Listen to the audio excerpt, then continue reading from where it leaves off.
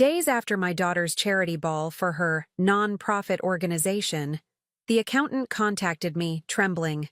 "Ma'am, I need you to come to my office. Please don't tell your daughter anything." When I arrived, he said, "Promise me you won't call the police. Don't forget to subscribe to the channel and comment where you're watching from." I should have known something was wrong when Sydney called me at 7 in the morning. My name is Helen Maloney, and at 63, I've learned that accountants don't make early morning phone calls unless the news can't wait. I was in my kitchen in suburban Portland, Oregon, watching the rain streak down the windows of the craftsman house my late husband Robert and I had bought 40 years ago. The coffee was still brewing when my cell phone lit up with Sidney Hendry's number. "Mrs. Maloney." His voice was tight, strained in a way I'd never heard before.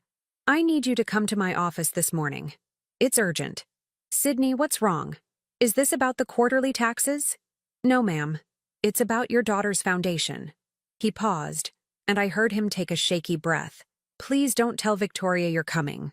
This is delicate." My stomach dropped. Victoria, my brilliant, ambitious daughter who had launched the Pacific Northwest Children's Education Fund 3 years ago. The daughter who had made me so proud with her dedication to helping underprivileged students get college scholarships. "I'll be there in an hour," I said. The drive to Sydney's office in downtown Portland felt like it took forever. Traffic on I-5 was its usual nightmare, but my mind was elsewhere. I kept thinking about the gala 4 nights ago, Victoria in her elegant navy dress, giving that passionate speech about the 42 students we'd helped this year. I'd donated $5,000 that night. I'd convinced 3 of my friends to write checks too. Sydney's office was in an older building near the waterfront, the kind with creaking elevators and frosted glass doors. His secretary wasn't at her desk yet. Sydney opened his door before I could knock, his face pale and drawn. He was 50-something, normally unflappable, the kind of man who wore bow ties and kept his desk meticulously organized. Today, he looked like he hadn't slept. "Thank you for coming," he said, ushering me inside quickly and closing the door. "Please, sit down." I settled into the leather chair across from his desk, my purse clutched in my lap.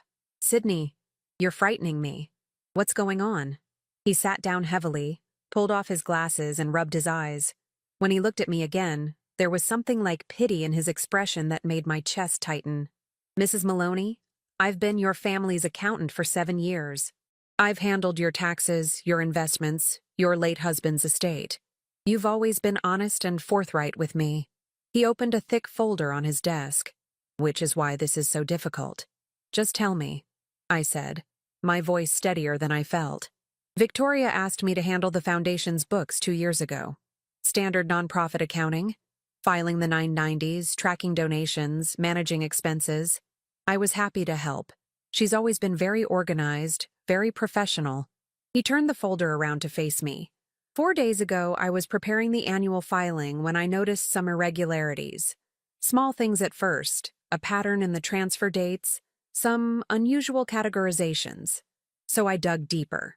My hands were shaking as I reached for the folder. Inside were dozens of bank statements, transaction records, spreadsheets covered in yellow highlighter. "What am I looking at?" I asked. Sydney leaned forward.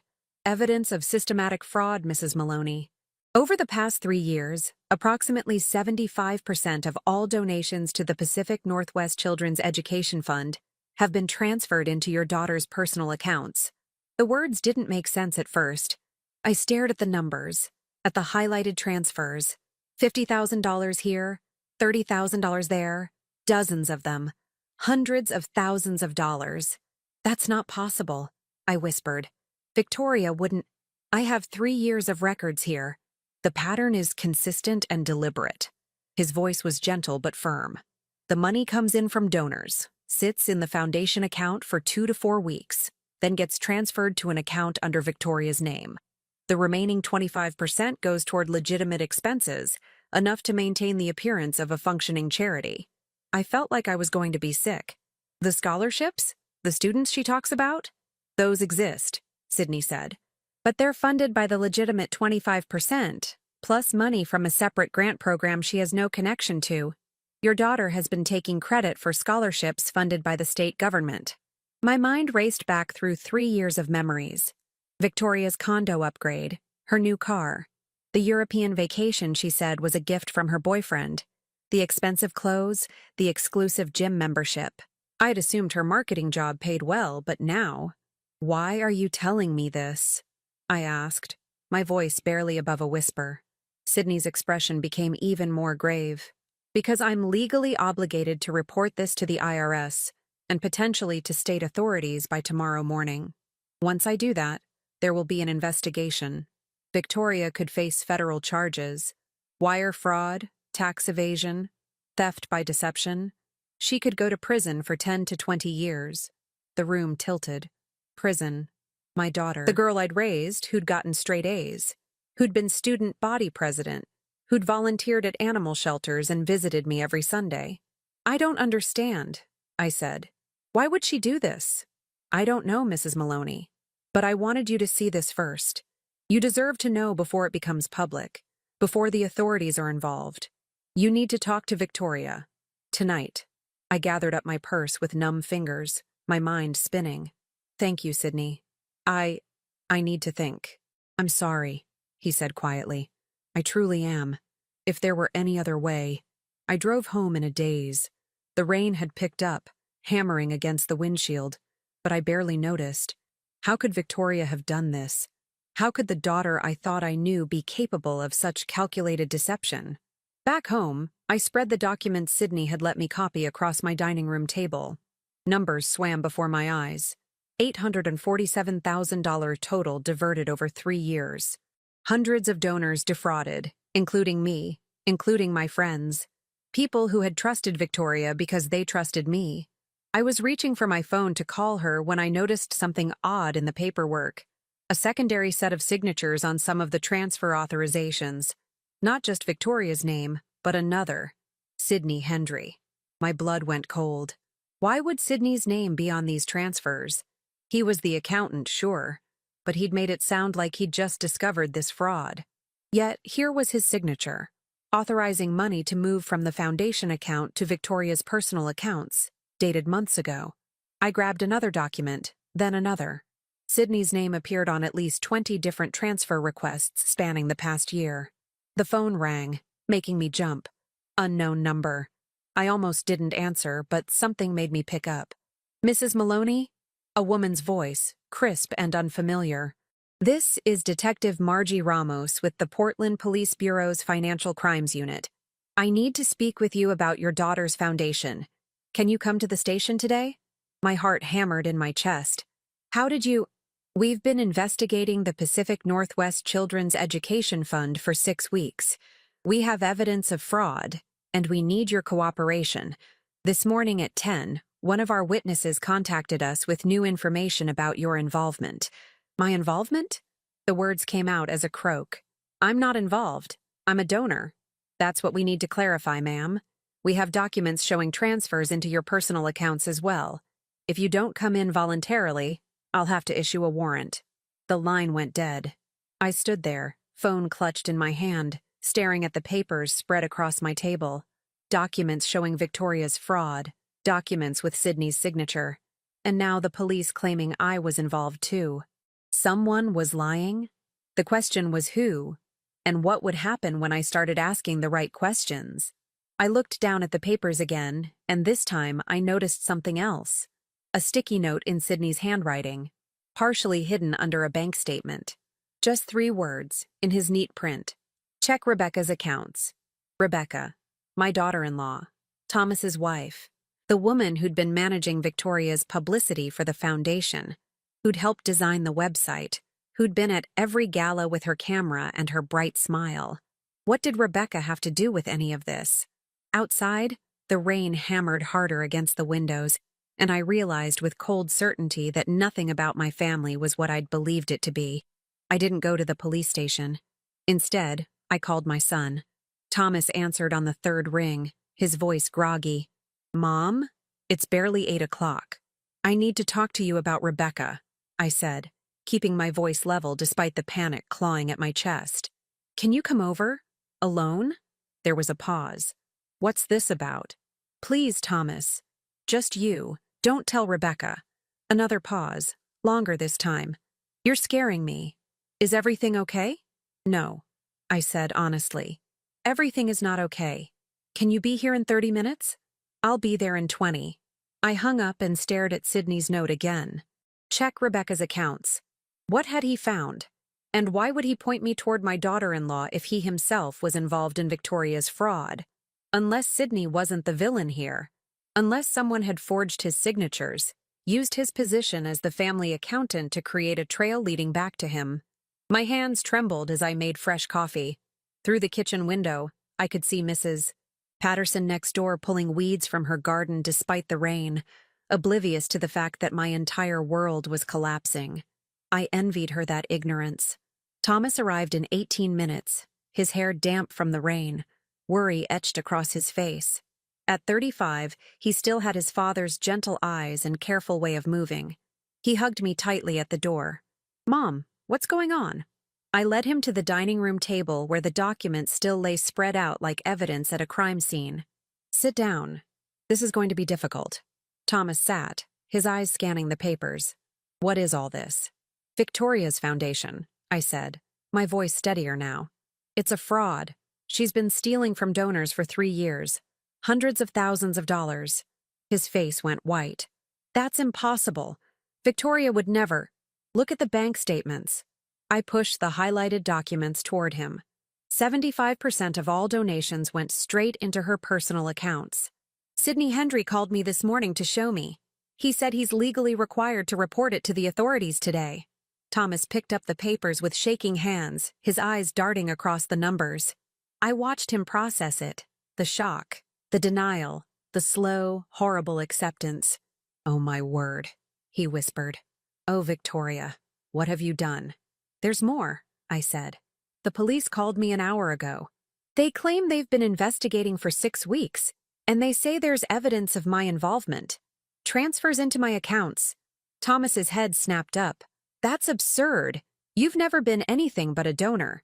I know that. You know that. But someone has fabricated evidence suggesting otherwise." I pulled out Sydney's note and handed it to Thomas. "And Sydney left me this. He wants me to check Rebecca's accounts." The color that had drained from Thomas's face didn't return. Instead, a different expression crossed his features, something between fear and reluctance. "Mom, I don't think—" "What do you know?" I asked sharply. "Nothing. I don't know anything." But he wouldn't meet my eyes. "Thomas Robert Maloney, you look at me right now and tell me the truth." He finally looked up, and I saw my little boy again, the one who'd never been able to lie to me successfully. "Rebecca has been stressed lately. Really stressed. She's been taking calls at odd hours, staying up late on her laptop. When I ask what's wrong, she says it's just work stuff. Website design projects running over deadline." "What kind of website design does she do?" I asked, though I already knew the answer. "Non-profit sites, mostly. She did Victoria's Foundation website. That's how they became close. Victoria recommended her to some other organizations." Thomas rubbed his face. "Mom, are you saying you think Rebecca is involved in this?" "I don't know what I'm saying, but Sydney pointed me in her direction for a reason, and now I need to know why." I stood up. "Does Rebecca have an office at your house? A place where she keeps her work files?" "She has a home office, yeah. But Mom, we can't just go through her things. Your sister could go to prison," I said flatly. "And someone is trying to frame me as an accomplice. I need to know if Rebecca knows anything about this, and I need to know now." Thomas stood too, torn between loyalty to his wife and loyalty to his family. "She's at a client meeting until noon. But if we do this and she finds out, then we'll deal with it. Let's go." The drive to Thomas and Rebecca's house in the Selwood neighborhood took 15 minutes. It was a charming bungalow they'd bought 2 years ago. Another thing I'd thought was the result of Thomas's engineering salary. But now I wondered, how much did website designers really make? Thomas's hands shook as he unlocked the door.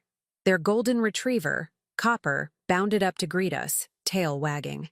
The normalcy of it all made my chest ache. What was I doing, sneaking into my daughter-in-law's office like a thief? But then I thought of Victoria in prison, of myself under investigation, and I kept moving.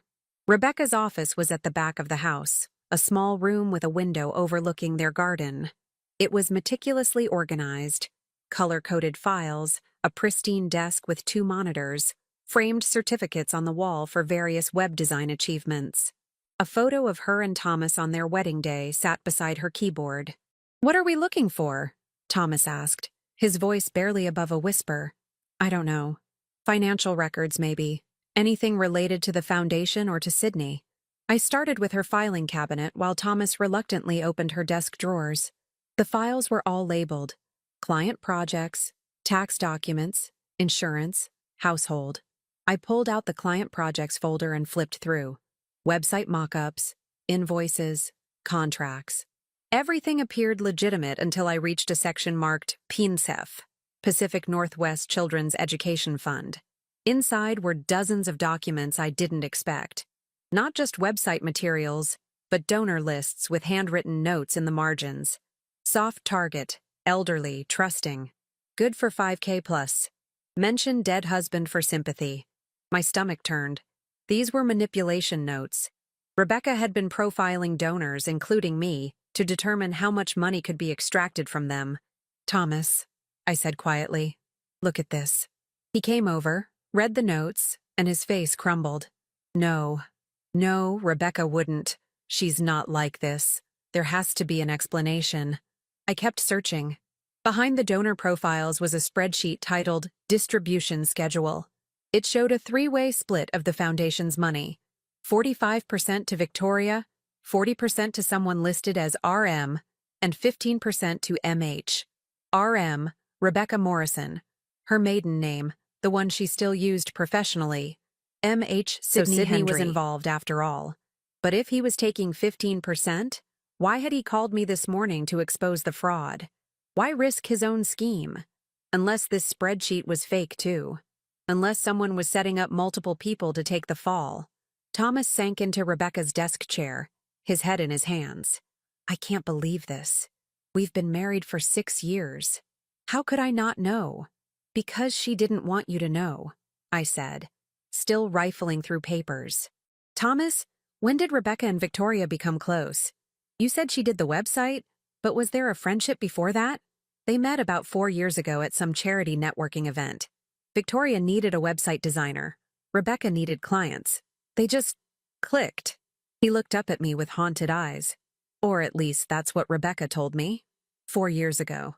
1 year before the foundation was established. Had they been planning this from the beginning? I found another folder, this one unmarked.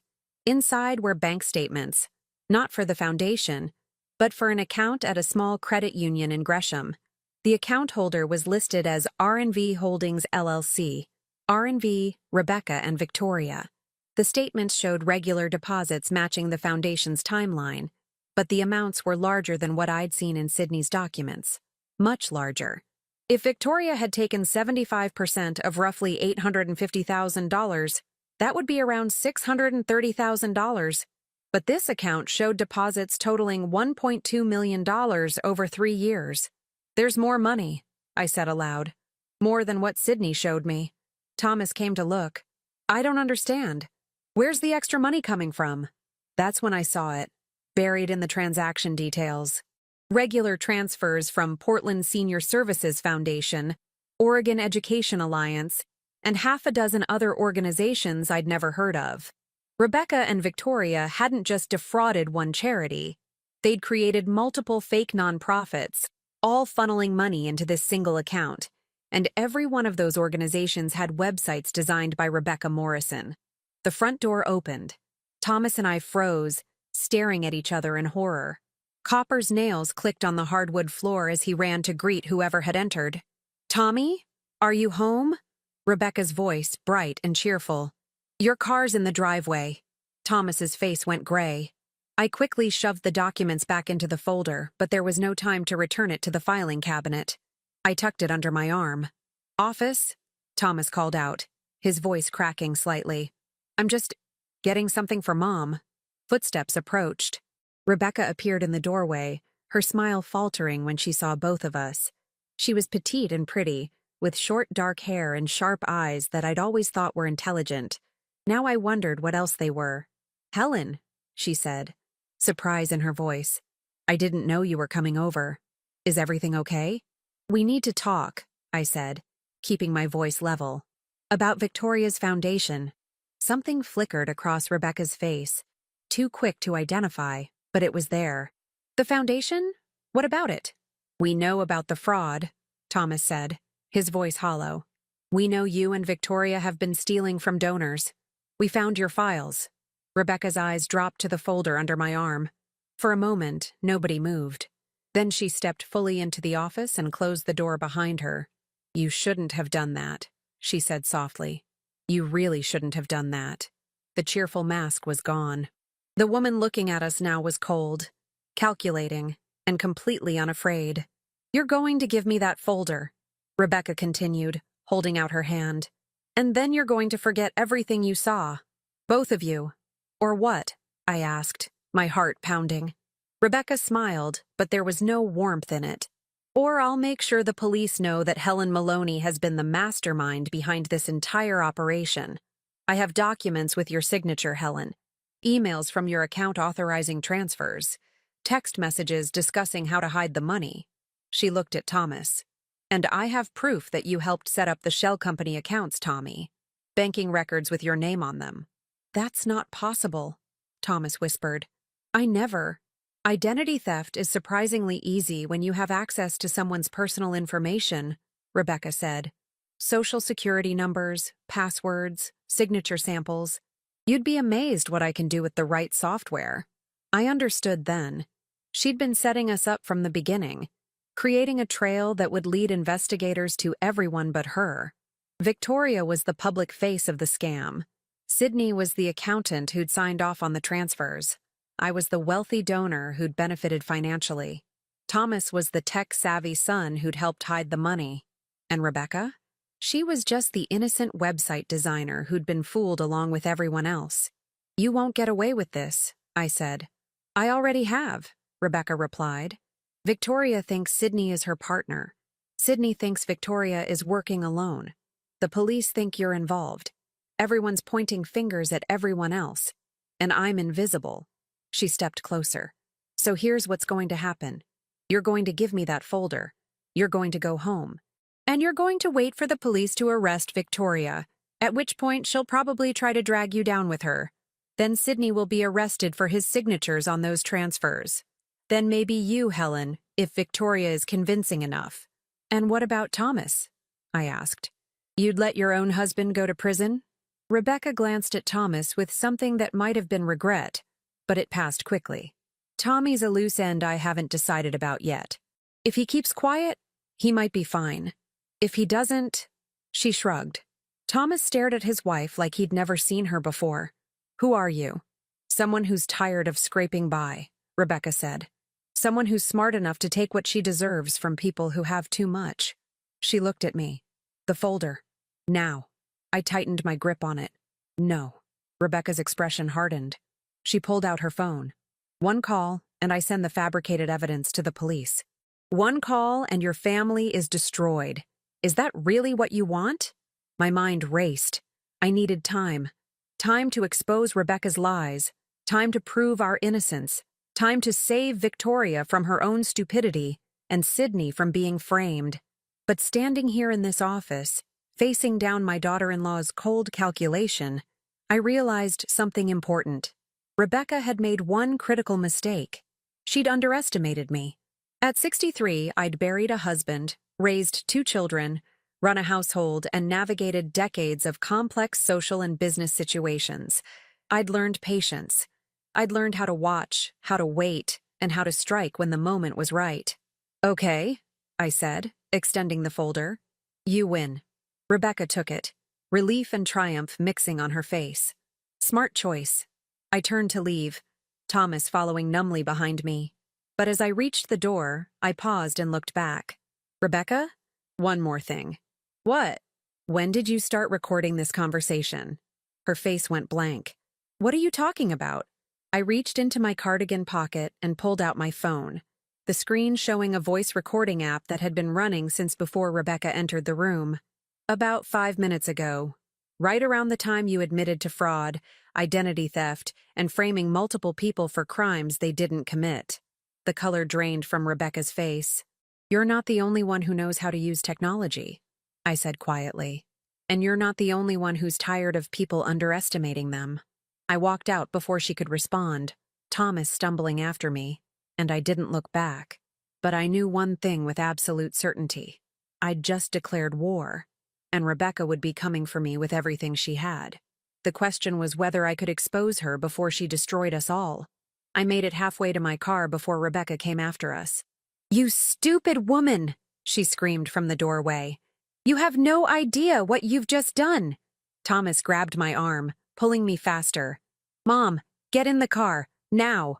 We scrambled into my sedan, and I fumbled with the keys, my hands shaking so badly I could barely get them in the ignition. Rebecca was running down the driveway, her phone pressed to her ear, her face twisted with rage. "Drive!" Thomas shouted. I peeled out of the driveway, my tires squealing on the wet pavement. In the rearview mirror, I saw Rebecca standing in the middle of the street, still on her phone, watching us disappear around the corner. "She's calling someone," Thomas said, his voice tight. "Mom, we need to go to the police, right now, with that recording." "No," I said, my mind racing. "Not yet." "What do you mean, not yet? She just confessed to everything. We have proof." "We have proof that she admits to framing people, yes. But we don't have proof that the documents she claims to have are actually fabricated. For all we know, she really does have forged signatures and emails that look legitimate." I turned onto the main road, heading back toward my house. If we go to the police now, it becomes our word against hers, and she's had 3 years to build her case. We need more. More what? Evidence that contradicts her narrative. The original documents before she altered them.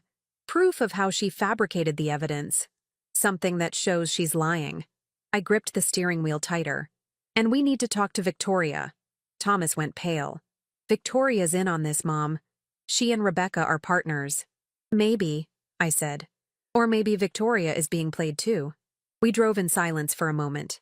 Then Thomas said quietly, "I need to call her, Rebecca. I don't know what I need to do. You need to stay calm and stay with me," I said firmly. "Rebecca is dangerous, Thomas. She's not the woman you married, or maybe she never was that woman. Either way, we can't trust her." My phone rang. Unknown number. I answered on speaker. "Mrs. Maloney, this is Detective Ramos again. We need you to come in immediately. We've received new information about your involvement in the Pacific Northwest Children's Education Fund fraud, and we have questions that need answers today." "What kind of information?" I asked, trying to keep my voice steady. "We've been sent emails from your account discussing money laundering and kickback arrangements with your daughter. We have bank records showing transfers into accounts under your name. And we have a witness who claims you threatened them if they exposed the fraud." Detective Ramos paused. "If you don't come in voluntarily within the next 2 hours, I'm issuing a warrant for your arrest." The line went dead. Thomas stared at the phone. "Rebecca works fast." "Us? She's been planning this for years," I said. "She probably had this ready to go the moment anyone got suspicious." I pulled into my driveway and turned off the engine. 2 hours. We have 2 hours to figure this out. Inside, I paced my living room while Thomas sat on the couch, his head in his hands. I pulled out my phone and stared at the recording app. 5 minutes of Rebecca's confession. But was it enough? "Call Victoria," I said suddenly. "Right now. Don't tell her about Rebecca. Just say we need to talk about the foundation. Say it's urgent." Thomas looked up. "Mom, I don't think—" "Do it." He pulled out his phone with shaking hands and dialed. It rang 4 times before Victoria answered. "Hey, Tommy. What's up?" "Vic, I need you to come to Mom's house. Right now. It's about your foundation." There was a pause. "What about it?" "Just come, please. It's important." Another pause. Longer this time. "Does this have anything to do with Sidney Hendry calling me this morning, saying he needed to talk to me about some accounting irregularities?" My stomach dropped. Sidney had called Victoria too. Why? To warn her? To try to get his own story straight? "Yes," Thomas said. "It has everything to do with that. Mom's here, and we need to talk to you. All of us." "I'm on my way," Victoria said, and hung up. 20 minutes later, my daughter arrived. She looked exhausted, her usually perfect hair pulled back in a messy ponytail. No makeup, dressed in yoga pants and an oversized sweatshirt. She hugged me at the door, and I felt her trembling. "Mom, I'm so scared," she whispered. "Sydney said something about the IRS and investigations, and I don't understand what's happening." We sat in the living room, the three of us, what was left of my small family. I thought about Robert, gone 5 years now, and wondered what he would do in this situation. He'd always been the calm one, the problem solver. I missed him with an ache that never quite went away. "Victoria," I said gently, "I need you to tell me the truth about your foundation. All of it." She looked at me with red-rimmed eyes. "What do you mean?" I pulled out the copies of the bank statements Sydney had given me and laid them on the coffee table. 75% of your donations have been transferred to your personal accounts. Hundreds of thousands of dollars over 3 years. That's fraud, sweetheart. That's a federal crime. Victoria stared at the papers, her face draining of color. No, that's not. Those transfers were for operational expenses. Rebecca set up those accounts to manage the website hosting and marketing costs and event planning, and Rebecca set up the accounts? I interrupted. Yes, she handles all the technical stuff. The banking, the website, the donor database. I'm just the face of the foundation, the one who talks to people and organizes events. Victoria looked between Thomas and me, panic rising in her voice. I don't understand financial stuff. Rebecca said these transfers were normal, that all nonprofits do it this way, that it was more efficient than writing individual checks for every expense. Thomas and I exchanged a glance. "Vic," he said carefully, "how much access does Rebecca have to your accounts?" "All of it. She's my business manager. She has all my passwords, my bank information, my email access. She said it was easier that way, so she could handle things while I focused on fundraising." Victoria's voice was rising. "Why are you asking me this? What's going on?" I took a deep breath. "Rebecca has been stealing from your foundation, framing you for fraud, and setting up multiple people, including me, you, and Thomas, to take the fall when it all comes crashing down." Victoria laughed, a sharp, hysterical sound. "That's insane. Rebecca's my best friend. She would never." "Listen to this," I said, and played the recording. We sat in silence as Rebecca's voice filled the room, cold and calculating, admitting to fraud, identity theft, and framing multiple people. Admitting that Victoria thought Sydney was her partner when he wasn't.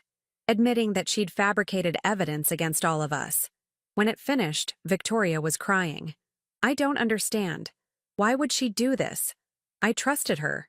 She was like a sister to me." "Because you were a perfect patsy," I said, not unkindly.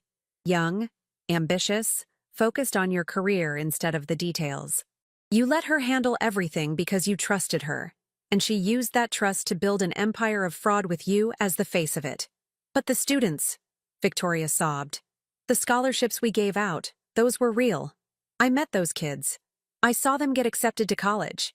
Those scholarships came from legitimate grant money and the small percentage of donations Rebecca actually let through," I explained. "She needed some of it to be real to maintain the illusion. But the rest? She and her network have been pocketing it." "Her network?" Thomas asked sharply. I'd been thinking about that. Rebecca couldn't do this alone. She needed help. Someone to create the fake documents. Maybe someone with access to financial systems. Maybe even someone inside the organizations she was defrauding. The doorbell rang. We all froze. Through the front window, I could see an unmarked sedan in my driveway. Detective Ramos, probably, come to arrest me. But when I opened the door, it wasn't the detective standing there. It was Sidney Hendry, and he looked terrified. "Please," he said, his voice barely above a whisper. "Please let me in. I need to explain before it's too late." I stood aside, and he rushed in, closing the door quickly behind him. He saw Victoria and Thomas in the living room, and his shoulders sagged with relief. "Thank heaven you're all here," he said. "We don't have much time." "Time for what?" I asked. "Sydney, you need to start talking. Right now." He sat down heavily, pulling off his glasses and rubbing his eyes. The same gesture I'd seen this morning, which now felt like a lifetime ago. "Rebecca Morrison came to me 18 months ago. She said she was doing bookkeeping for several small nonprofits and needed an accountant to file their tax forms. Standard work. I had no reason to refuse. Go on, I said. 3 months in, I started noticing irregularities. Money moving in ways that didn't make sense. I confronted her, and she said it was just poor record keeping from the nonprofits themselves, that she was cleaning it up. I believed her. He looked at Victoria. Then she told me about your foundation, said you needed help with your books, and asked if I'd take you on as a client. Since I already did your mother's taxes, I thought it would be convenient. You're saying she targeted you, Thomas said. Used you to legitimize the fraud. Yes. And once I was involved, she started forging my signature on documents. I didn't know until 2 weeks ago when I was doing the annual filing and saw signatures that weren't mine. I compared them to my records. Dozens of authorizations I never made, transfers I never approved. He looked at me. That's why I called you this morning. I was trying to warn you before the whole thing exploded.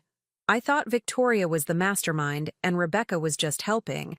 I thought if I could get you involved, maybe you could talk sense into Victoria before the IRS came down on all of us. But you left me that note, I said, about checking Rebecca's accounts. Because after I called you, I dug deeper.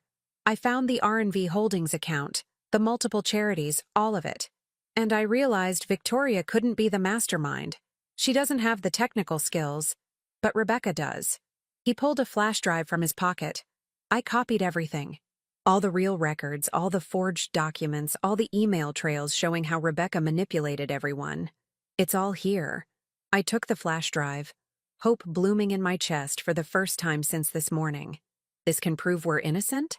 It can prove Rebecca Morrison is running a criminal enterprise and framing half of Portland to cover her tracks, Sydney said. But we need to get this to the authorities before she does any more damage. That's when my phone rang again. Detective Ramos. I answered on speaker. Mrs. Maloney, I'm outside your house with a warrant for your arrest. Please come out with your hands visible. Through the window, I saw 3 police cars pulling up to my curb. She did it, Thomas whispered. Rebecca actually did it. Sydney stood up, gripping the flash drive. I'll talk to them. I'll explain. No, I said, an idea forming. Sydney, how good are you with computers? I'm an accountant. Decent, I suppose. Why? Because Rebecca has been fabricating evidence using digital forgeries. Can you tell the difference between a real document and a forged one? If I have the original files and metadata, yes. Why? Because we're going to prove Rebecca is a liar, but we need to do it carefully. If we just hand over that flash drive, she'll claim it's been tampered with, that we fabricated it to frame her. I looked at my children, at Sydney, and made a decision. I'm going to go out there and cooperate with the police. I'm going to let them arrest me. Mom, no, Victoria cried. Listen to me. While I'm at the station, Sydney, you and Thomas are going to take that flash drive and make copies. Send them to 3 different lawyers. One for me, one for Victoria, one for yourself. Then you're going to contact the FBI because this crosses state lines if Rebecca's been running multiple fake charities. The FBI has forensic accountants who can verify the documents are real. What about Rebecca? Thomas asked. She thinks she's won. She thinks I'm about to be arrested and you're all going to fall apart. She's going to get comfortable, maybe even cocky. I moved toward the door. That's when people make mistakes. Mrs. Maloney, this is dangerous, Sydney said. If Rebecca realizes what we're doing, then we'd better work fast. The doorbell rang again, followed by a loud knock. Police! We have a warrant! I looked at my children one last time. Victoria, whose ambition had made her vulnerable to manipulation. Thomas, whose love had blinded him to his wife's true nature. Both of them looking at me with fear and trust in equal measure. Your father used to say that the best defense is patience and preparation, I told them. Rebecca has been preparing for 3 years, but she forgot one thing. I've been preparing my whole life to protect this family. I opened the door. Detective Ramos stood there with 2 uniformed officers, warrant in hand. Helen Maloney, you're under arrest for wire fraud, conspiracy to commit fraud, and money laundering, she said, pulling out handcuffs. You have the right to remain silent. As they cuffed my hands behind my back and led me to the police car, I saw my neighbors watching from their windows. Mrs. Patterson stood frozen in her garden, hand over her mouth in shock. The mailman had stopped mid-delivery to stare, but I held my head high, because I knew something Rebecca didn't. I'd raised two smart, capable children who knew right from wrong. I had an accountant who was tired of being used as a pawn, and I had 5 minutes of recorded confession that proved exactly who the real criminal was. Most importantly, I had something Rebecca would never have. A family that, despite everything, would fight for each other. As the police car pulled away from my house, I looked back to see Thomas and Sydney already heading to Thomas's car. The flash drive clutched in Sydney's hand. The game wasn't over. It had just begun. And this time, Rebecca Morrison was playing against someone who'd had 63 years to learn how to win. The interrogation room at the Portland Police Bureau was exactly what you'd expect. Gray walls, metal table, fluorescent lights that hummed incessantly. Detective Margie Ramos sat across from me, a folder thick with what I assumed was fabricated evidence spread between us. I'd been here for 3 hours. They'd processed me, fingerprinted me, taken my photo like a common criminal. The whole time, I kept my expression calm, almost serene. It clearly frustrated Detective Ramos. "Mrs. Maloney, we have emails from your account discussing kickback arrangements with your daughter Victoria," she said for the 3rd time, sliding printouts across the table. "We have bank statements showing transfers of stolen money into accounts under your name. We have testimony from a witness who says you've been involved in this fraud from the beginning." I looked at the emails without touching them. They were good forgeries. I'd give Rebecca that much. They had my email address, my writing style, even referenced specific family details that made them seem authentic. "Those aren't real," I said calmly. "They came from your email server, Mrs. Maloney. Then someone accessed my account and sent them. Have you checked the IP addresses? The metadata?" Detective Ramos's jaw tightened. "We're conducting a full forensic analysis." "Good. Because you'll find those emails were sent from locations I've never been, at times when I can prove I was somewhere else." I folded my hands on the table. "Detective, I'm a 63-year-old widow who donated to what I thought was a legitimate charity. I was deceived, just like dozens of other donors. The person you should be investigating is Rebecca Morrison." "Your daughter-in-law?" Detective Ramos raised an eyebrow. "The witness who came forward with this evidence?" My heart sank. So Rebecca had officially positioned herself as the whistleblower. Clever. "Let me guess," I said. "Rebecca told you she discovered the fraud and felt obligated to report it, even though it meant implicating her own family." "Something like that. And I'm sure she seemed very credible, very concerned, maybe even emotional about betraying people she loved." I leaned forward slightly. "Detective Ramos, Rebecca Morrison is the architect of this entire scheme. She's been running multiple fraudulent charities for at least 3 years, using my daughter as a front, forging documents, stealing identities, and setting up anyone who might expose her. That's a serious accusation. I have proof. A recording of her admitting to fraud, identity theft, and conspiracy." I reached for my phone, then remembered they'd taken it. "It's on my phone, in the voice recording app." Detective Ramos made a note. "We'll examine it. But Mrs. Maloney, even if this recording exists, Rebecca Morrison has already provided us with explanations for her involvement. She claims she was hired by your daughter to manage the foundation's technical infrastructure, and that she only recently discovered the fraud when she was reviewing files for tax purposes. That's a lie. Can you prove it?" "My accountant, Sydney Hendry, has evidence. Financial records, forged signatures, email trails showing how Rebecca manipulated everyone involved." I kept my voice steady despite the panic rising in my chest. "He has everything on a flash drive. We've spoken to Mr. Hendry. He came in an hour ago." Detective Ramos consulted her notes. "He claims to have evidence, yes, but he also has his own signatures on dozens of fraudulent transfer authorizations. Right now, Mr. Hendry appears to be either a co-conspirator or severely negligent in his duties as an accountant. His signatures were forged. So he says. Our forensic team is analyzing them now." She closed her folder. "Mrs. Maloney, here's the situation. We have evidence suggesting you, your daughter Victoria, and your accountant Sydney Hendry have been running an elaborate charity fraud for 3 years. The only person who seems to be innocent in all this is Rebecca Morrison, who had the courage to come forward despite the personal cost. She's playing you, I said flatly. She's a con artist and a good one. That's why her story sounds believable. Or maybe your story sounds unbelievable because it is. Detective Ramos stood.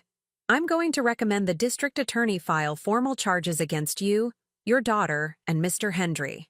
In the meantime, you'll be held pending bail review.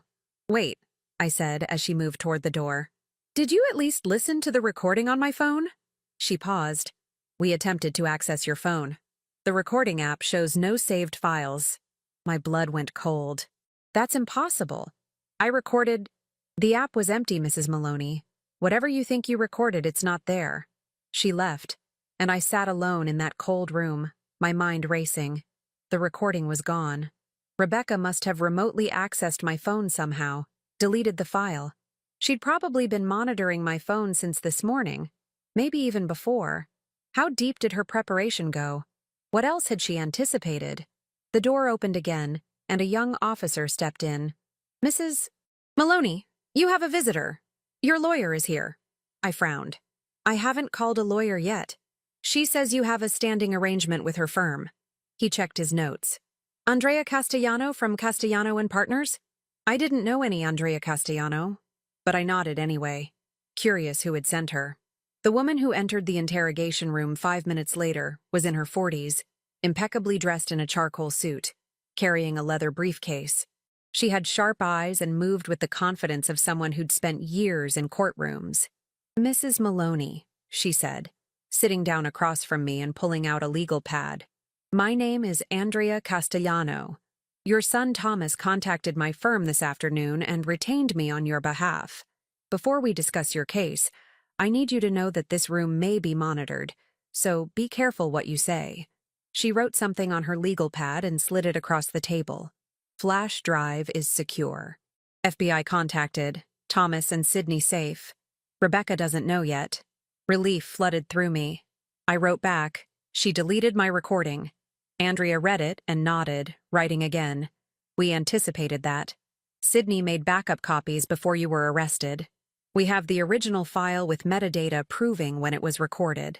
Now then, Andrea said aloud, pulling the legal pad back. Let's discuss the charges against you. The district attorney is preparing to file multiple counts of wire fraud, conspiracy, and money laundering. These are serious federal charges that carry significant prison time if convicted. I'm innocent, I said firmly. I believe you, but belief isn't enough. We need to build a defense, and that means understanding everything about this case. She pulled out documents from her briefcase. I've reviewed the preliminary evidence. The emails, the bank statements, the witness testimony from Rebecca Morrison. I have to tell you, Mrs. Maloney, it looks bad. Because Rebecca is good at her job. Yes, she's constructed a narrative where she's the innocent bystander who discovered fraud and reported it. She's positioned herself as credible, sympathetic, and cooperative.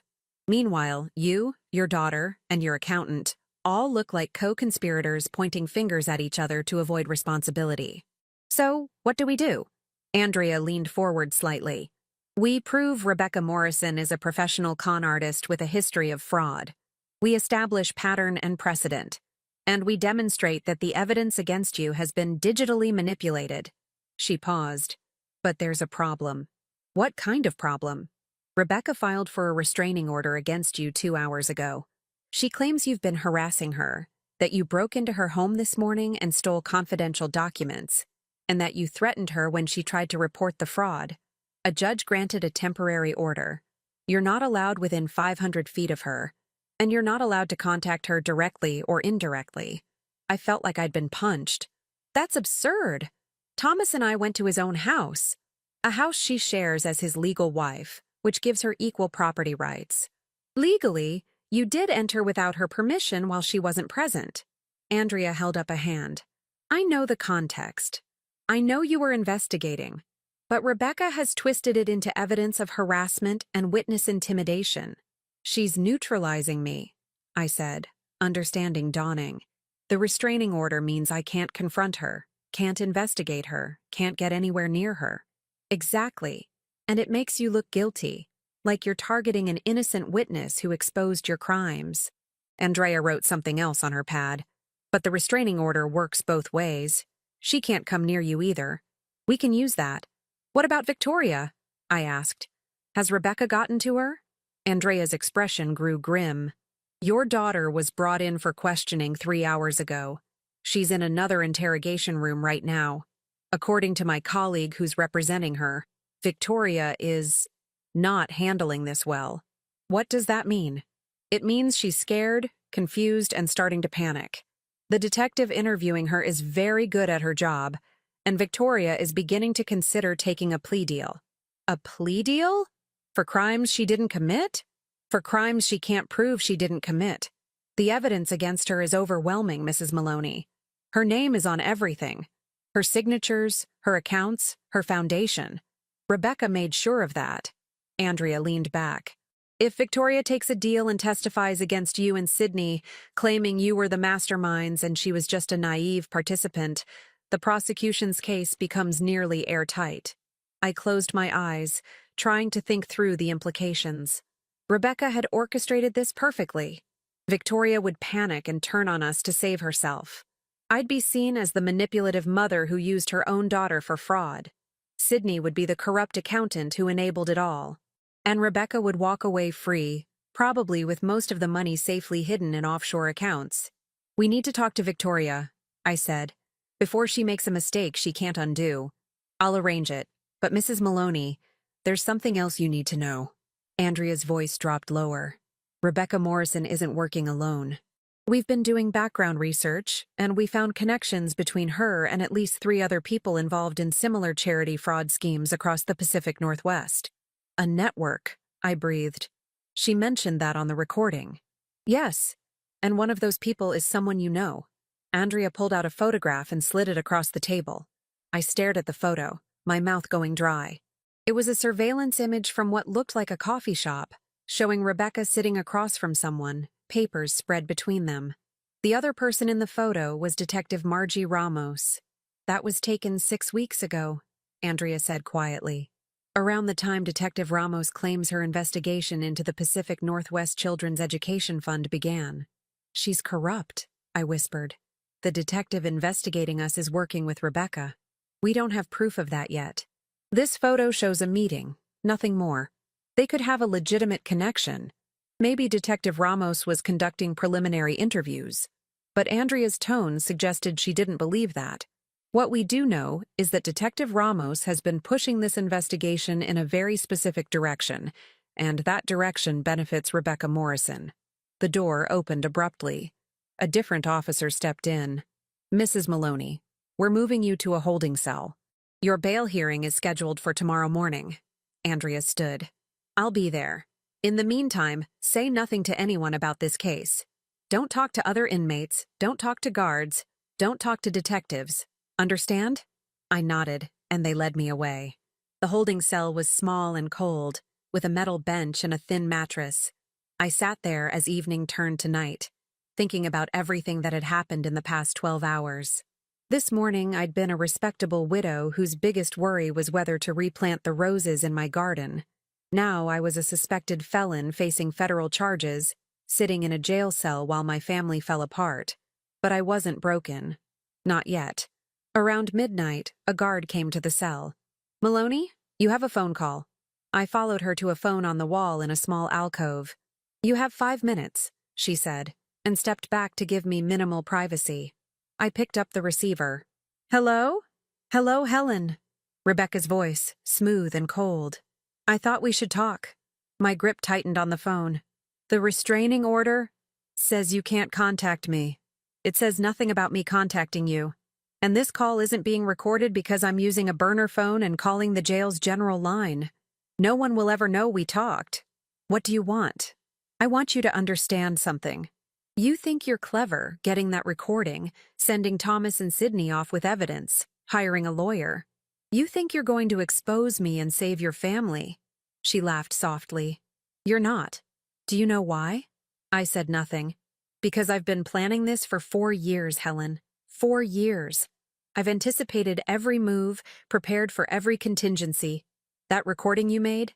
I knew you'd try something like that, so I had remote access to your phone ready to go. The flash drive Sydney has. Half of those files are corrupted or incomplete, and the ones that aren't can be explained away as his attempt to cover his own involvement. Your lawyer? She's good, but she's outmatched. You can't win this, I said, but my voice sounded weak even to my own ears. I already have. Tomorrow morning, Victoria is going to take a plea deal.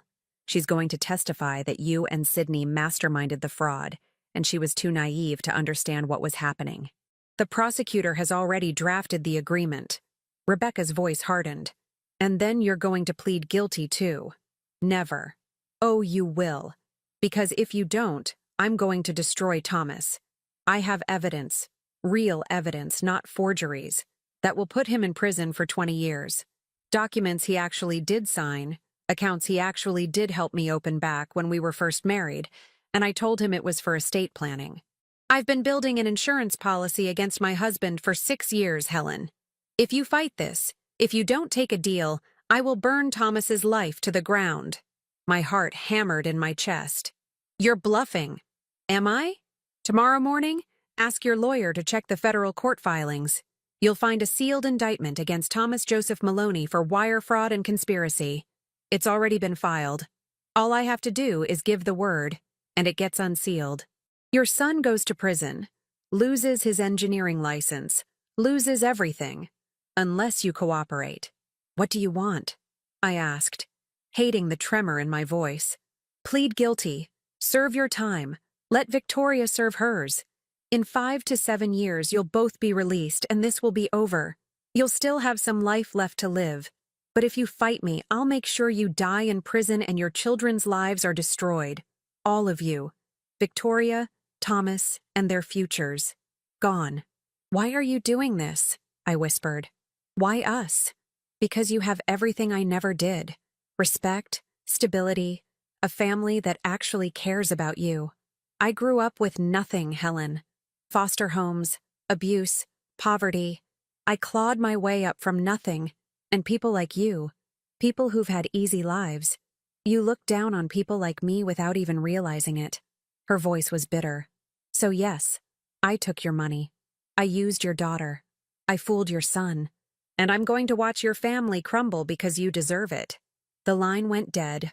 I stood there, phone in hand, staring at the wall. The guard came over. Time's up, Maloney.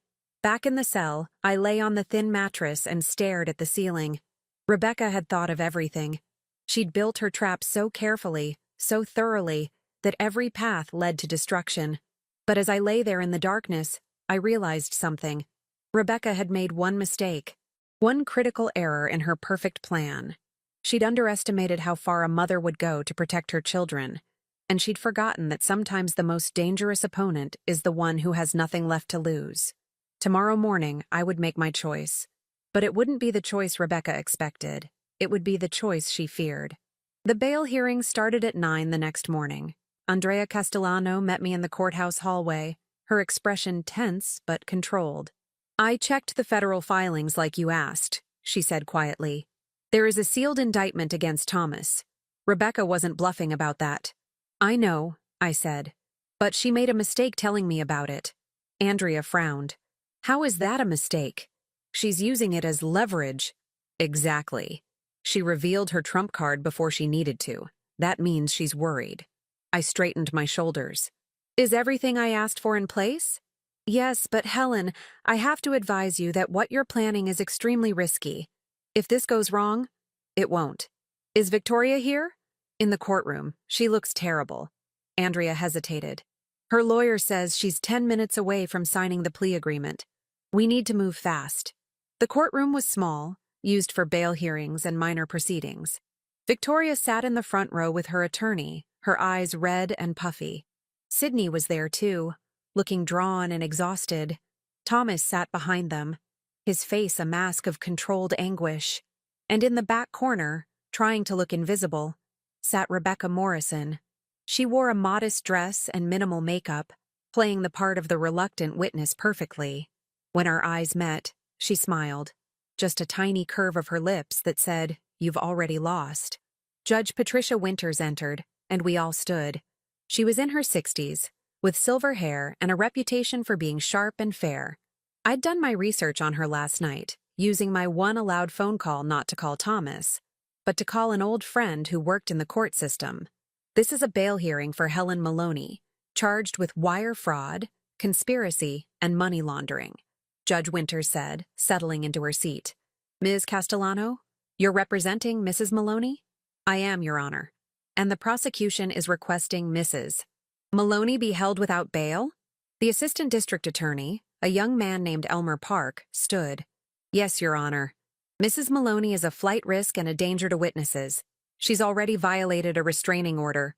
That's a lie, I said, standing up. Judge Winters looked at me sharply. Mrs. Maloney, you'll have a chance to speak. Sit down. Andrea pulled me back to my seat, whispering urgently, let me handle this. But I'd spent all night in that cell thinking, planning, and I knew this was the moment. Everything hinged on the next few minutes. Your Honor, Andrea said, Mrs. Maloney has not violated any restraining order.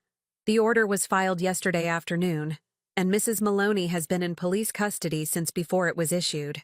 As for being a flight risk, Mrs. Maloney is a 63-year-old widow with deep roots in this community. She has no criminal record, no passport, and no intention of fleeing.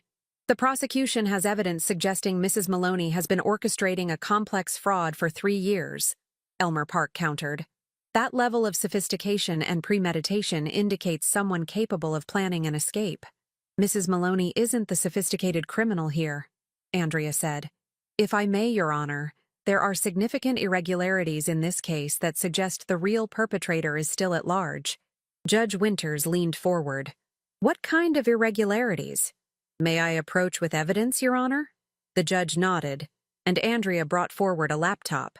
Your Honor, we have digital forensic evidence showing that the emails allegedly sent from Mrs. Maloney's account were actually sent from IP addresses in different states, addresses that match locations where Rebecca Morrison, the prosecution's key witness, was traveling at the time. Rebecca's smile faltered slightly. We also have evidence, Andrea continued, that the bank accounts allegedly controlled by Mrs. Maloney were actually opened using forged identity documents, and that the real account controller was someone with extensive computer expertise Mrs. Maloney does not possess. This is speculation, Elmer Park objected. The forensic analysis isn't complete. It is now, Andrea said calmly.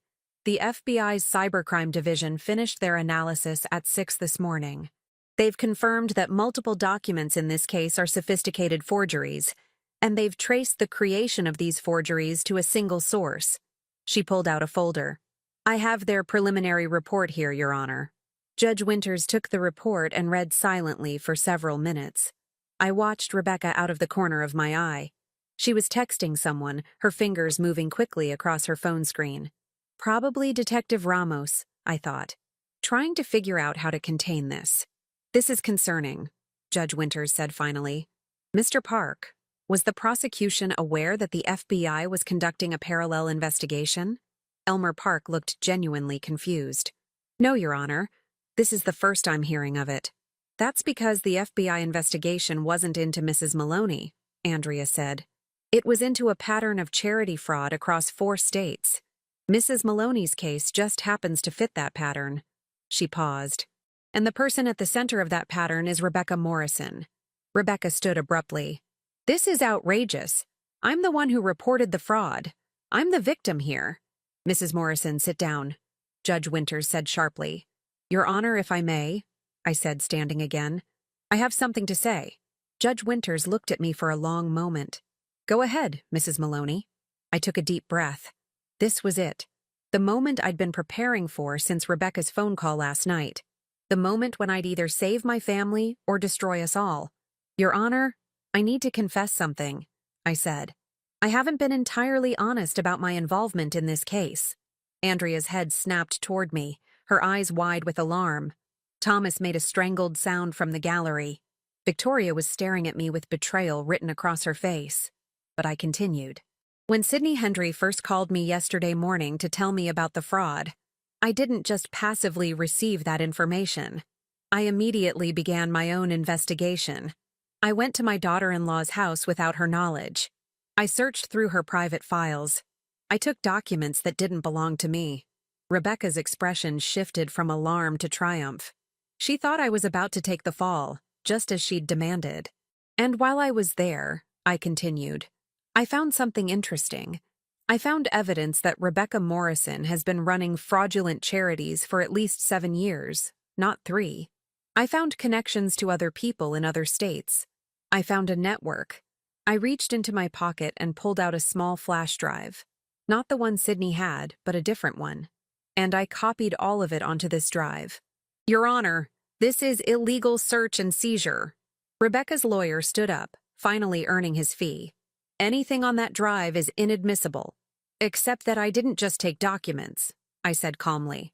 I also installed something on Rebecca's computer while I was in her office. A small program that my late husband, who was a software engineer, designed years ago for tracking stolen laptops.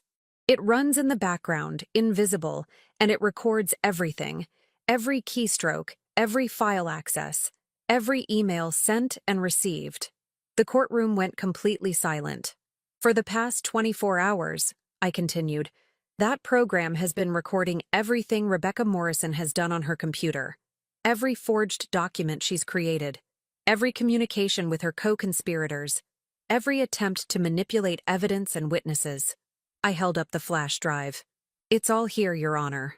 Time-stamped, verified, and completely legal because I installed it on my son's property with his permission. That was a slight stretch of the truth. Thomas hadn't known about the program until I'd called him at 2 a.m. But he nodded vigorously from the gallery. Rebecca's face had gone from pale to gray. You're lying. You don't have... I have video of you deleting the recording I made of our conversation, I said, turning to face her directly. I have logs of you accessing Detective Margie Ramos's email account to coordinate your testimony. I have records of you creating forged documents using my daughter's information. I have everything, Rebecca, because you made one critical mistake. What mistake? She whispered. You assumed that because I'm an older woman, because I don't work in technology, because I seem simple and trusting, that I'm not capable of fighting back intelligently. I smiled, and it wasn't a kind smile. My husband spent 30 years in software security. Do you really think he didn't teach me a few things? Do you think I haven't been watching and learning and preparing for the day someone might try to hurt my family? Judge Winters held out her hand. Ms. Castellano, I'll need to see that flash drive and verify its contents. Andrea took it from me and approached the bench. Your Honor, we also have sworn testimony from 3 other victims of Rebecca Morrison's schemes in Washington State and Idaho. They're willing to testify about similar patterns of fraud, identity theft, and witness manipulation. This is entrapment, Rebecca shouted. She can't just install spyware on someone's computer. Actually, she can, if the computer is on property belonging to her son and he gave permission, Judge Winters said, her voice ice cold. Mr. Park, I'm going to review this evidence. In the meantime, I'm releasing Mrs. Maloney on her own recognizance. Your Honor, Elmer Park started. Furthermore, the judge continued, I'm ordering Rebecca Morrison to surrender her passport and remain in Portland pending investigation into these new allegations. Bailiff, please escort Mrs. Morrison to a holding room. Rebecca's carefully constructed mask finally shattered completely. No, you can't do this. I'm the victim. They're framing me. But the bailiff was already moving toward her. Rebecca looked wildly around the courtroom, her eyes landing on Detective Ramos, who had quietly stood and was edging toward the exit. Margie, do something! Rebecca screamed. You promised! Detective Ramos froze. Judge Winters's eyes narrowed. Detective Ramos, please remain in the courtroom, the judge said. I have some questions for you about your investigation into this matter. Everything happened quickly after that. Rebecca was escorted out, still shouting denials and threats. Detective Ramos was asked to explain her relationship with Rebecca Morrison. Elmer Park, looking stunned, requested an emergency meeting with his superiors, and I stood there, watching it all unfold, feeling 63 years of life experience settle into place like armor. Victoria approached me, tears streaming down her face. Mom, I was going to take the plea deal. I was going to testify against you. I know, sweetheart, I said, pulling her into a hug. But you didn't. That's what matters. Thomas hugged me from the other side, and I felt him shaking. Mom, when did you install that program on Rebecca's computer? I didn't, I admitted quietly. I was bluffing. The flash drive has the documents I took from her office, but there's no spyware, no recordings of the past 24 hours. Thomas pulled back, staring at me. You were bluffing, but you sounded so certain.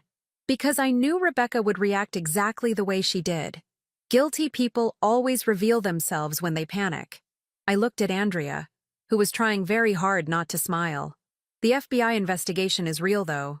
I spent my phone call last night contacting a friend whose son works in the Portland field office. I told him everything I knew, and he agreed to fast-track the forensic analysis. The forgeries are real. The pattern across multiple states is real. I just needed Rebecca to think I had more evidence than I actually did, so she'd expose herself.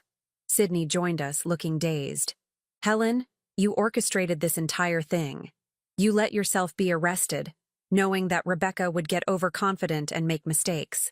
Rebecca spent years planning her crime, I said. But she planned for young, inexperienced opponents. She planned for people who would panic or fold under pressure. She didn't plan for someone who's lived long enough to understand patience, strategy, and how to use an opponent's arrogance against them. What about Thomas's indictment? Victoria asked. Rebecca said, the indictment is real, Andrea interjected. But it's also based entirely on forged evidence. With the FBI's findings and Rebecca's behavior today, that indictment will be dismissed within 48 hours. A court clerk approached. Ms. Castellano, Judge Winters would like to see you and Mrs. Maloney in her chambers. We followed her to a small office behind the courtroom. Judge Winters sat behind her desk. The flash drive connected to her computer. Documents spread before her. Mrs. Maloney, she said, what you did was extraordinarily risky. If Rebecca Morrison hadn't reacted the way she did, if Detective Ramos hadn't been there to implicate herself, your bluff could have backfired spectacularly. I know, Your Honor, I said, but I also knew my daughter-in-law. I knew she couldn't resist gloating when she thought she'd won, and I knew that when confronted with evidence she believed could destroy her, she'd panic and reveal her true nature. Judge Winters studied me for a long moment. You remind me of my mother. She was a quiet woman, unassuming, the kind of person people overlooked, but she was the strongest person I ever knew.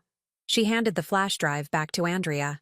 The documents on here, combined with the FBI's forensic analysis and the testimony from other victims, should be sufficient to build a case against Rebecca Morrison and her co-conspirators. All charges against you will be dropped. And Victoria? And Sydney? The evidence suggests your daughter was manipulated and your accountant was used. I expect those charges will be dropped as well, though they'll need to cooperate fully with the ongoing investigation. I nodded, feeling a weight lift from my shoulders that I hadn't fully acknowledged until it was gone. Mrs. Maloney, Judge Winters added, I strongly advise you to let law enforcement handle this from here forward. No more investigations, no more confrontations, no more risks. Yes, Your Honor, I said, but we both knew that I'd do whatever was necessary to protect my family, regardless of the risk, because that's what mothers do. We prepare, we plan, we wait for the right moment, and then we act with a decisiveness that comes from knowing exactly what we're fighting for. Rebecca Morrison had built an empire of lies using other people's trust and greed, but I'd built something stronger, a family that, despite everything, still stood together, and in the end, that made all the difference. 3 weeks later, I stood in my kitchen making coffee, watching the rain fall on my garden just as I had the morning this all began. But everything was different now. The charges against me, Victoria, and Sydney had been formally dropped. The FBI's investigation into Rebecca Morrison and her network had uncovered fraud spanning 7 states and 14 fake charities, with total losses exceeding $4 million. Rebecca was being held without bail, facing federal charges that would likely keep her in prison for 20 to 30 years. Detective Margie Ramos had been suspended pending her own investigation for corruption and obstruction of justice. The local news had covered it extensively. "Elaborate charity fraud ring exposed," read the headlines. My neighbors looked at me differently now, some with sympathy, others with barely concealed curiosity about what it had been like to nearly go to prison for crimes I didn't commit. Mrs. Patterson had brought over a casserole yesterday, patting my hand and saying, "I never believed those awful things they said about you, Helen. Not for a moment. But I'd seen her watching through her curtains during my arrest, and I knew that wasn't entirely true. Still, I accepted the casserole with grace. That's what you do when you're 63 and you understand that people are complicated, contradictory, and often doing their best with limited information." The doorbell rang. I knew who it would be.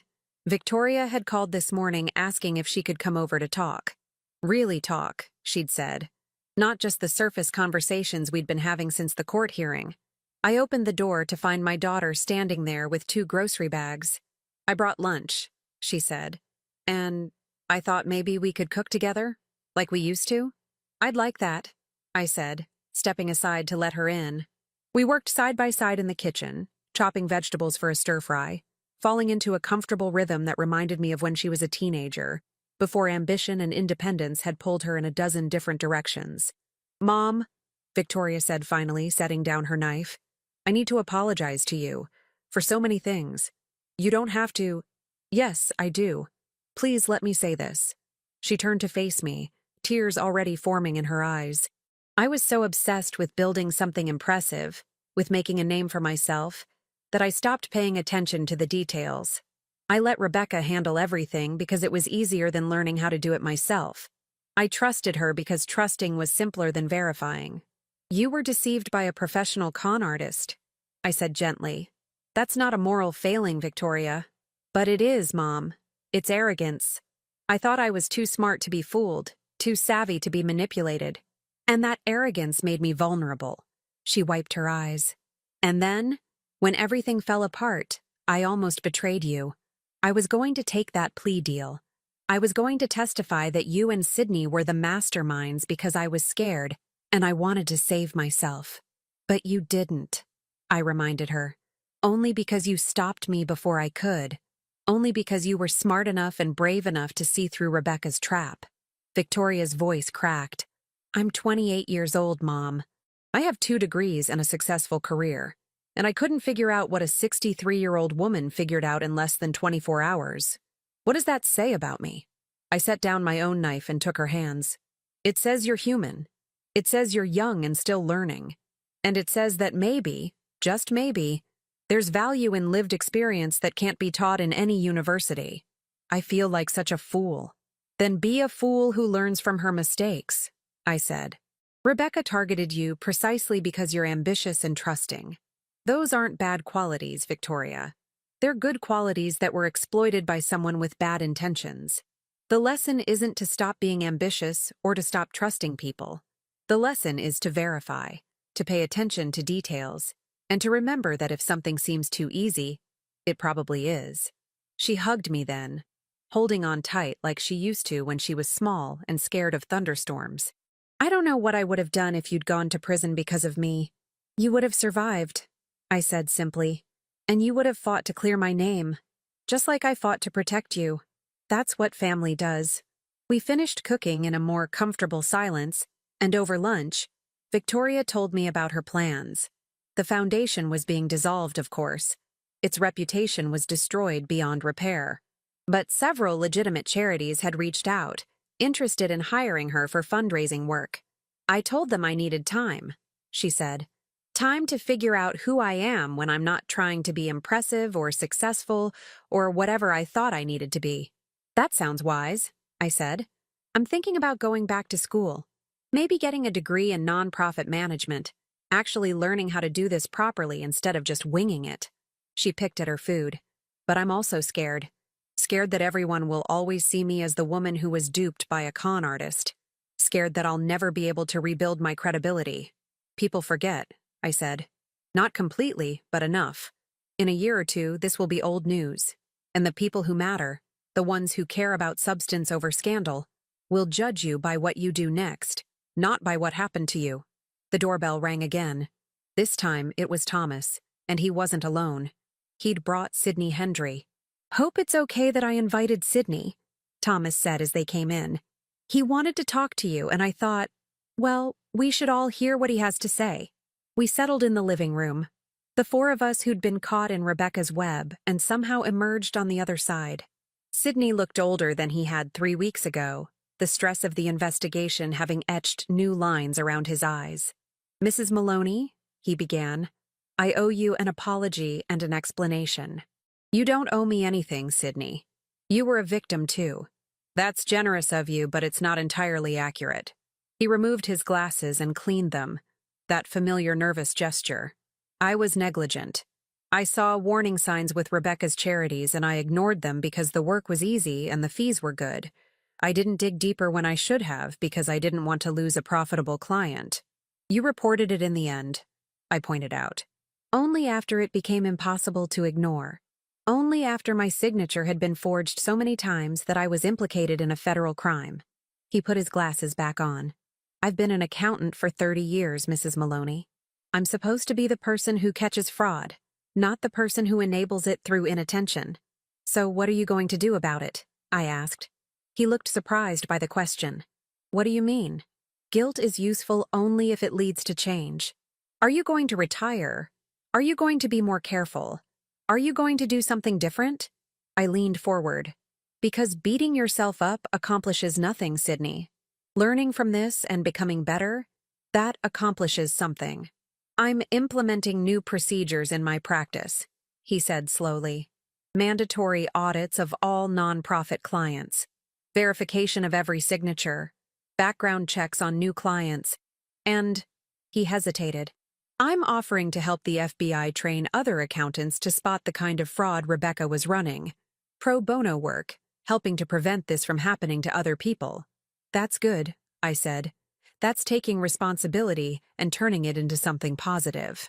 We talked for another hour, about the investigation, about the other victims of Rebecca's schemes, about the complicated process of untangling years of fraud. Sydney had learned that some of the charities Rebecca created had been sophisticated enough to fool major donors and grant organizations. She hadn't been a small-time con artist. She'd been remarkably talented at her chosen profession. "What I don't understand," Victoria said, "is how she kept it all straight, managing multiple fake charities, forging documents, manipulating so many people. The organizational skills required must have been incredible." "They were," Thomas said quietly. We all turned to look at him. He'd been silent for most of the conversation, and now he looked deeply uncomfortable. "I've been going through our finances, our shared documents, everything from our marriage. Rebecca had spreadsheets tracking every lie she told, every identity she created, every account she controlled. She had backup plans for her backup plans. She'd been preparing for the possibility of exposure from day one." "I'm sorry, Thomas," I said. "I know this must be devastating. I keep thinking I should have known, should have seen it." He rubbed his face. "We were married for 6 years. How could I not know who she really was?" "Because she was very good at lying," I said simply. "And because you loved her. Love makes us want to believe the best in people." "I'm getting divorced, obviously," Thomas continued. "The paperwork is already filed. But, Mom, there's something else." He pulled out a folder. Rebecca had files on all of us. Not just financial stuff, personal information. Weaknesses, fears, things she could use against us if needed. She had notes about how you were still grieving Dad, how Victoria was desperate to prove herself, how I was insecure about never living up to Dad's accomplishments. He opened the folder, and I saw pages of handwritten observations. Rebecca's neat handwriting detailing our family dynamics, our vulnerabilities, our pressure points. It was like reading a dossier prepared by an enemy spy. "She studied us," Victoria whispered, "like we were targets." "That's exactly what we were," Thomas said. "And the worst part? Some of what she wrote is true. I am insecure about not being like Dad. Victoria, you do have something to prove. Mom, you do still grieve." He looked at me. But reading this made me realize something. Rebecca saw our weaknesses, but she missed our strengths. She knew Mom was grieving, but she didn't understand that grief had made you stronger, more resilient. She knew Victoria was ambitious, but she didn't realize that ambition came from genuine desire to help people. She knew I was insecure, but she never understood that insecurity made me loyal, made me someone who values family above everything. She was intelligent but not wise, I said. There's a difference. Intelligence is about knowing facts, understanding systems, manipulating variables. Wisdom is about understanding people, recognizing what really matters, seeing the bigger picture. Rebecca had intelligence in abundance, but wisdom? She had none. Sydney nodded slowly. She thought age was a weakness, that being older meant being slow, outdated, easy to fool. She never considered that age might mean experience, patience, perspective. She underestimated you, Mrs. Maloney, Thomas said, completely and utterly, and that's why she lost.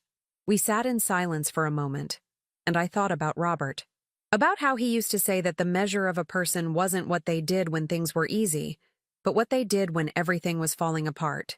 We'd all been tested these past weeks, tested in ways none of us had anticipated or wanted, and we'd survived.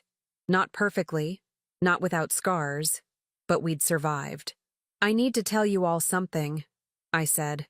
That last part in the courtroom, when I claimed to have installed spyware on Rebecca's computer, I was bluffing. There was no program, no recordings, just the documents I'd taken from her office and the FBI investigation I'd initiated. Victoria's eyes widened. You were bluffing? But you sounded so certain. Because I understood something about Rebecca that she didn't understand about herself. She was arrogant. She believed she'd thought of everything, covered every angle. So when confronted with evidence that she'd missed something major, she panicked. And in her panic, she revealed herself completely. I smiled. Sometimes the best weapon isn't actually having superior resources. It's making your opponent believe you have them. That's terrifying, Mom, Thomas said, but he was smiling. Remind me never to play poker with you. Your father always said the same thing, I replied. As the afternoon wore on and the conversation shifted to lighter topics, Sydney's plans to visit his daughter in Seattle, Victoria's idea to take a cooking class, Thomas's decision to adopt a dog, I felt something settling into place. Not healing exactly, but the beginning of it. The recognition that we'd been through something terrible together and emerged changed but not broken. When they finally left, hugs exchanged and promises made to get together again soon, I stood in my doorway watching them go. The rain had stopped, and weak sunlight was breaking through the clouds. Mrs. Patterson was in her garden again, and she waved at me. I waved back. Inside, I cleared away the coffee cups and lunch dishes, restored order to my living room, and found myself standing in front of the mantel where photos of my family were displayed. Robert and me on our wedding day. Victoria and Thomas as children. Family vacations, holidays, ordinary moments that had become precious in retrospect. I added a new photo, one taken just last week. The four of us outside the courthouse after the final charges were dismissed. Me, Victoria, Thomas, and Sydney. We looked tired in that photo, but we also looked like survivors, like people who'd faced something terrible and refused to be destroyed by it. My phone buzzed. A text from an unknown number. Mrs. Maloney, this is Agent Rice from the FBI. Rebecca Morrison has agreed to cooperate with our investigation. Her testimony is going to help us shut down several other fraud networks. Thank you for your courage in coming forward. I replied, thank you for listening, and for believing that sometimes the truth is more complicated than it first appears. Another text came through, this one from Victoria. Love you, Mom. Thanks for not giving up on me. And from Thomas. You're the strongest person I know. Dad would be proud. I set the phone down and walked to the window, looking out at my garden. The roses needed pruning. The lawn needed mowing. Life needed living. The ordinary daily work of maintaining a home and a life and a family. Rebecca Morrison had tried to destroy us. She'd been smart, prepared, ruthless. She'd had youth and technology and years of planning on her side. But she'd forgotten one crucial truth. Strength isn't about never being vulnerable. It's about being vulnerable, being hurt, being knocked down, and choosing to stand back up anyway. At 63, I'd learned that lesson dozens of times over. Through loss and grief and disappointment and fear, through raising children and burying a husband and navigating a world that often dismissed older women as irrelevant or obsolete. I'd learned patience. I'd learned to watch, to wait, to strike only when the moment was exactly right. I'd learned that wisdom isn't about knowing everything. It's about knowing what matters and what doesn't, what's worth fighting for and what's worth letting go. Most importantly, I'd learned that the battles worth winning are rarely won through force or aggression. They're won through intelligence, through understanding human nature, through strategic thinking and careful preparation. Rebecca had been intelligent, but I had been wise, and in the end, wisdom had triumphed. I made myself a cup of tea and sat down with a book I'd been meaning to read for months. Outside, the sun continued to break through the clouds, and somewhere in the distance, I could hear children laughing. Life went on. It always did. And I was still here to live it. Wiser, stronger, more aware of my own strength than I'd been before. That, I thought, was the real victory.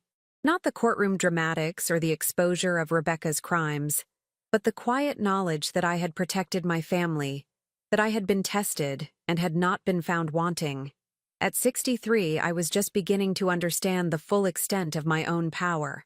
And heaven help anyone who underestimated me again. Now tell me, what would you have done if you were in my place? Let me know in the comments. Thank you for watching, and don't forget to check out the video on your screen right now. I'm sure it will surprise you.